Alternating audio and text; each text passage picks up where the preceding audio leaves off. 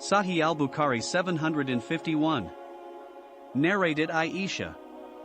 I asked Allah's Messenger about looking hither and thither in prayer. He replied, it is a way of stealing by which Satan takes away a portion from the prayer of a person. Sahih al-Bukhari 752. Narrated Aisha. Once the Prophet prayed on a camisa with marks on it and said, the marks on it diverted my attention, take this camisa to Abu Jam and bring an inbijania from him. Sahih al-Bukhari 753. Narrated Ibn Umar. The Prophet saw expectoration in the direction of the Qibla of the mosque while he was leading the prayer, and scratched it off. After finishing the prayer, he said, whenever any of you is in prayer he should know that Allah is in front of him. So none should spit in front of him in the prayer. Sahih al-Bukhari 754. Narrated Anas. While the Muslims were offering the far prayer, Allah's Messenger suddenly appeared before them by lifting the curtain of the dwelling place of Aisha, looked towards the Muslims who were standing in rows. He smiled with pleasure. Abu Bakr started retreating to join the row on the assumption that the Prophet wanted to come out for the prayer. The Muslims intended to leave the prayer, and were on the verge of being put to trial, but the Prophet beckoned them to complete their prayer, and then he let the curtain fall. He died in the last hours of that day. Sahih al-Bukhari 755. Narrated Jabir bin Samura. The people of Kufa complained against Sa'di to Umar, and the latter dismissed him and appointed Ammar as their chief. They lodged many complaints against Sa'di, and even they alleged that he did not pray properly. Umar sent for him and said, O Aba Ishaq, these people claim that you do not pray properly. Abu Ishaq said, by Allah, I used to pray with them a prayer similar to that of Allah's apostle, and I never reduced anything of it. I used to prolong the first 2 rakat of Isha prayer and shorten the last 2 rakat. Umar said, O Aba Ishaq, this was what I thought about you. And then he sent 1 or more persons with him to Kufa so as to ask the people about him. So they went there and did not leave any mosque without asking about him.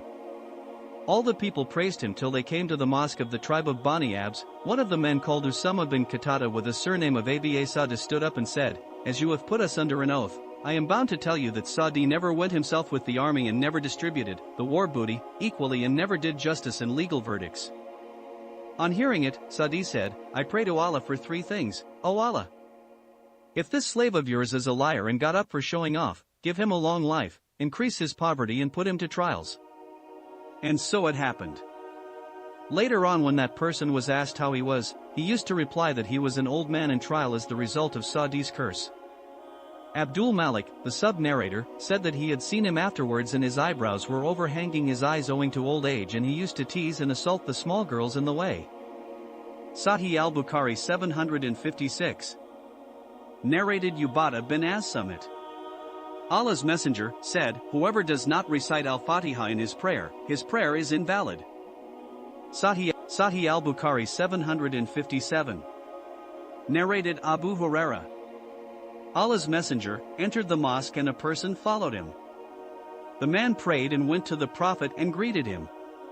The Prophet returned the greeting and said to him, go back and pray, for you have not prayed. The man went back, prayed in the same way as before, returned and greeted the Prophet, who said, go back and pray, for you have not prayed. This happened thrice. The man said, by him who sent you with the truth, I cannot offer the prayer in a better way than this. Please, teach me how to pray. The Prophet said, when you stand for prayer say takbir and then recite from the Holy Quran, of what you know by heart, and then bow till you feel at ease.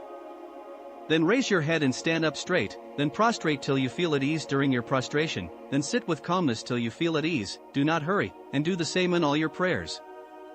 Sahih al-Bukhari 758. Narrated Jabir bin Samura. Sa'di said, I used to pray with them a prayer similar to that of Allah's Messenger, the prayer of Zuhr and Asr, reducing nothing from them. I used to prolong the first 2 rakat and shorten the last 2 rakat. Umar said to Sa'di, this was what we thought about you. Sahih al-Bukhari 759. Narrated Abdullah bin Abi Qatada. My father said, the Prophet, in Zuhr prayers used to recite al-Fatiha along with two other surahs in the first two rakat, a long one in the first rak'ah and a shorter surah in the second, and at times the verses were audible. In the Asr prayer the Prophet used to recite al-Fatiha and two more surahs in the first two rakat and used to prolong the first rak'ah. And he used to prolong the first rak'ah of the far prayer and shorten the second. Sahih al-Bukhari 760. Narrated Abu Ma'mar. I asked Kababab whether the Prophet used to recite the Quran in the Zuhr and the Asr prayers. He replied in the affirmative. We said, how did you come to know that? He said, from the movement of his beard.